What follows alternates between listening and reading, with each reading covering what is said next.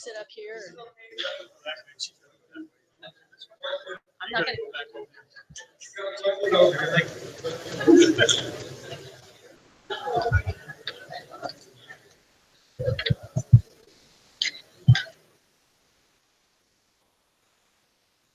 Thank you all for being here. And first and foremost, thank you all for responding to the survey on the DesertView Performing Arts Center and the complex around here. But especially, that's really noisy.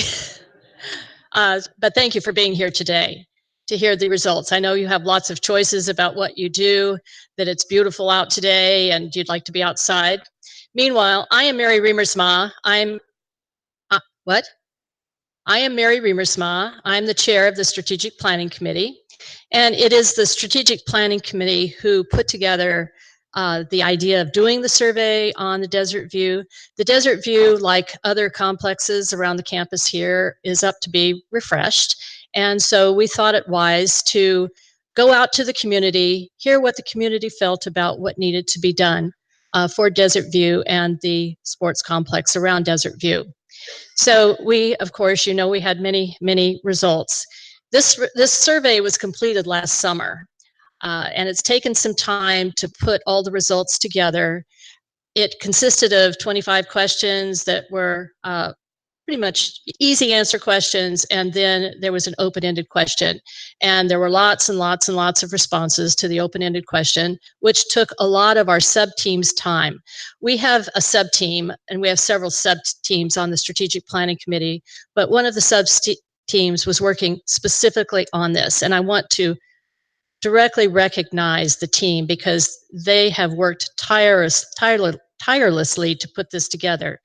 Karen Brooks, over here. And Karen, because we had a little bit glitch this morning, she's going to be back running the computer to make sure that everything goes the way it's supposed to. Doug Springer, who we affectionately refer to as Coach, and then another Doug from our committee, Doug Sifford, who we affectionately refer to as Sif. So meanwhile, these questions were exploratory. They were intended to gather data, an opportunity to hear from the residents. And we are going to take these results and with your comments, with comments from a number of the groups here, because this presentation in one form or another has already been presented not only to the board and to the Strategic Planning Committee, but also the Fitness, Wellness, and Recreation Committee, the Library Committee, and others. So there's different variations of the presentation that have gone to all of these different groups. And of course, you're getting a presentation that is specific to you. As a result of the presentations that have been made, we get a lot of feedback, and that feedback is being incorporated into the recommendations that we as a committee will ultimately make to the board of directors. So that is our role as a committee. We gather information, we work on the strategic plan, we make recommendations, the board can accept or reject whatever we recommend. Meanwhile, this survey was focused on the DesertView complex, and it wasn't intended to address other things like the Mountain View complex or the Preserve complex. It was focused on DesertView. Consequently, it didn't address pickleball either, but many of you in your open-ended comments did address pickleball, and we do appreciate that as well. Ultimately, we will all, of course, have to balance our desires, our wants, our needs, the things that we would love to see happen here with the resources that we have available to make those things happen. What we, I think, have really learned from this experience, though, is the need to communicate clearly. We need to get information and we need to share it in as many ways as we possibly can with the community. Then we need to hear from you, take that feedback, and put it into whatever ultimately comes from the committee to make recommendations to our board. So once again, I want to really thank and appreciate those who responded to the survey. Thank you who have shown up here today.